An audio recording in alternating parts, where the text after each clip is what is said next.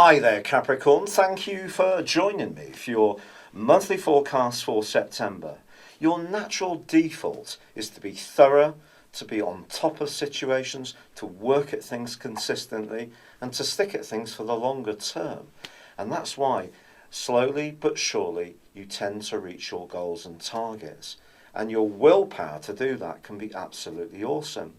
But this is going to be a fascinating month for you because some new goals and horizons might be about to emerge, but you may not be conscious of them as you enter this month, because I think September can be a time of complete new discoveries for you. Your imagination is going to get an absolutely enormous jolt of energy and stimulus, and that can be very, very enlivening, but it also at times can see you feeling a little bit vulnerable. And the vulnerability that's been in your situation for over the last year has been caused, ironically, by your ruling planet Saturn, because it's in one of the most tender parts of your solar horoscope that it can pass through. Now, Saturn is going to be forging quite a tough right angle to both the solar eclipse on the first day of this month and also Neptune, the planet of dreams. So any discussions that you have or any ideas that are floating around, there may be part of you that whilst you're thinking about these or talking about them, there may be part of you that almost feels that you're unequal to what you would really like to do. Something can hold you back. Not everything may seem within your grasp, and it would be completely understandable. And I think with Jupiter, the planet of expansion, moving into your sector of goals and ambitions, that's definitely going to give you a huge boost over the next year from the 9th. And I think, therefore, your natural default, as I say, is eventually to reach the pinnacle of whatever is important to you. And that's not something you take lightly. So I think new goals can emerge, but there may be times this month when you feel a bit inhibited about how you're actually going to go about achieving them. Now, what's going to reinforce your plans this month is going to be the role of Mars. This is saying to you, don't underestimate your deepest willpower that's not necessarily obvious.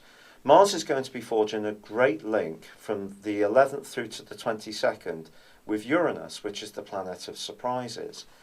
And it could be that something can come up during that period of time which is going to hugely surprise you. And it may be about a past memory, it may be something to do with your emotional situation, your family life. Your deepest resources can be shook up in a dynamic way which can be good for you.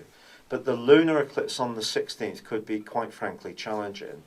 This is in Pisces, and it's going to angle back towards Mars in that very tender 12th house. And conversations that you have, not just for the rest of this month, but for the next 6 months, may see you all the time probing for where you can feel really comfortable in terms of widening your horizons, or if there are those new goals, in terms of preparing your tactics to go after them the best you can. One of the things you can do, however, is cultivate good relationships with people. It doesn't matter if it's with a boss, the people you work with as peers, the people who perhaps are lower down the food chain, as you see it, in terms of the organisation that you work in, or even within your family. The more goodwill that you create this month, the better. There is a very divisive link between Venus and Pluto in your sign, between the 9th and the 13th, that does require a little bit of care. During those 3 or 4 days, your desire to reach for a big goal is really going to be ramped up. Make sure you don't act against your own ethics and what you know to be absolutely right, because it may be something that you could regret. But I do feel that Mars's angle with Uranus, and then later in the month and week 3 with Venus, can be very good for you, because it's going to sort of shake you up a little bit. It's not necessarily going to be easy, but it's giving you a sense that some kind of shift is upcoming. And I think you're really going to start cooking once the Sun moves on the 22nd.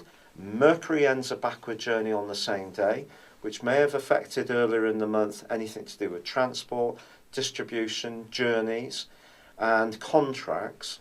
But once Mercury goes forward, the Sun gets serious in your sector of goals, And also, the crucial moment is when Mars moves into your sign on the 27th. Now, I know this is late in the month, but I don't want you to underestimate its absolute importance. Venus moves on the 24th, and the two are still continuing to forge a great link. So as this month draws to a close and you burst into October, you're going to be feeling much more dynamic, but it's all about dealing with the hidden side of yourself in terms of dealing with your new hopes. So it's being conscious of the subconscious, whilst also grappling with those big ideas, those big plans, in a way which only you can do. It's been a real pleasure being with you, Capricorn. Thank you for joining me. Good luck and goodbye for now.